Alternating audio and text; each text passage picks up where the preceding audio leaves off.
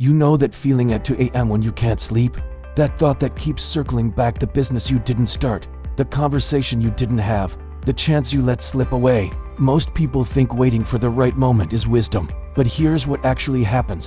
One person acts despite the fear and builds something real, while another waits for certainty that never arrives. The difference isn't talent or luck, it's understanding one psychological trap that keeps intelligent people frozen.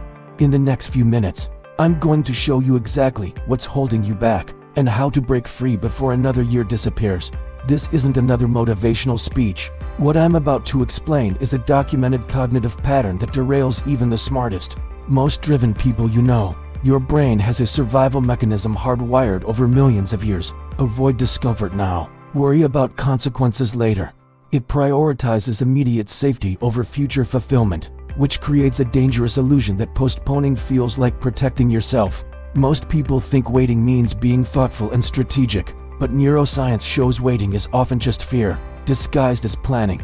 Let me give you an example. Sarah wanted to leave her corporate job to start consulting. She told herself she'd launch once she had 6 months of expenses saved. Then it became a year. Then she needed one more certification. 5 years later, she's still in the same cubicle, and the savings account hasn't grown because the goalpost kept moving.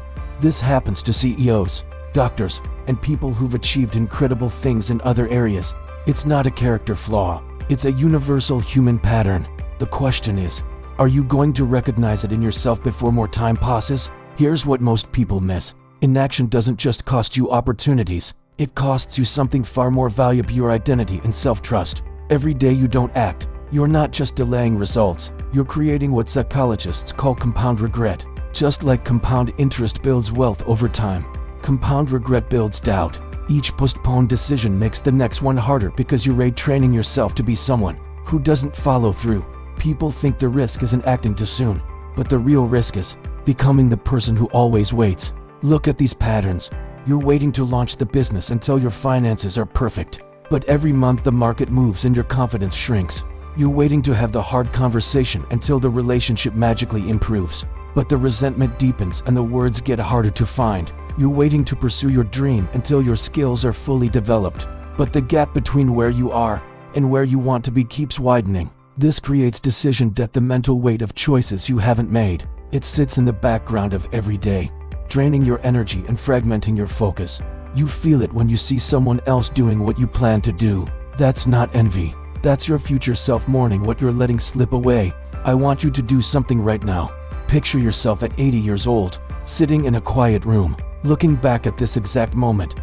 Now think about the specific decision you're avoiding, not some vague future plan, but the actual thought that brought you to this video. See it clearly.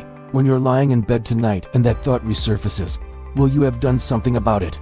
Or will you have added another day to the pile of some days? Here's what most people don't understand. Those persistent thoughts that won't leave you alone aren't anxiety. They're your internal wisdom fighting through layers of rationalization and fear. Most people think these haunting thoughts mean something's wrong, but they're actually your future self sending you a message. The thought doesn't haunt you because the decision is dangerous or wrong. It haunts you because somewhere deep down, beneath all the excuses and logic, you know it's right and you're ignoring it. So here's the uncomfortable truth you need to hear. That thought will either haunt you as regret for the rest of your life, or it will liberate you the moment you finally take action. The choice is simpler than you think. So let's talk about what you're actually going to do. Research shows that if you don't act on an idea within 72 hours, it has a 90% chance of dying completely. That's why you need a protocol, not just motivation. Here's how it works. First, within the next hour, not tomorrow, not next week, but in the next 60 minutes, define the smallest possible first action. Send one email, make one phone call, write one paragraph, something so small you can't talk yourself out of it. Second, within 24 hours, tell one specific person what you're doing. Create external accountability.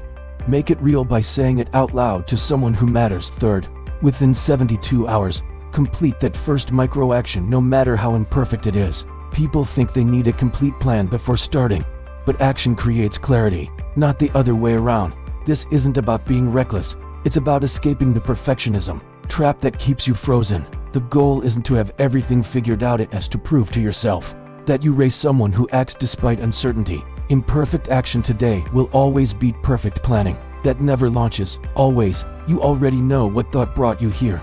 The one you've carried for weeks, months, maybe years. Right now, you have a choice.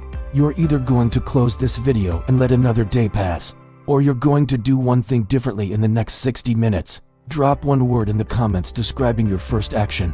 Make it public, make it real, because here's what I know. The fear of failure will haunt you for a moment, but the certainty of never knowing what could have been will haunt you forever. Don't let that be your story.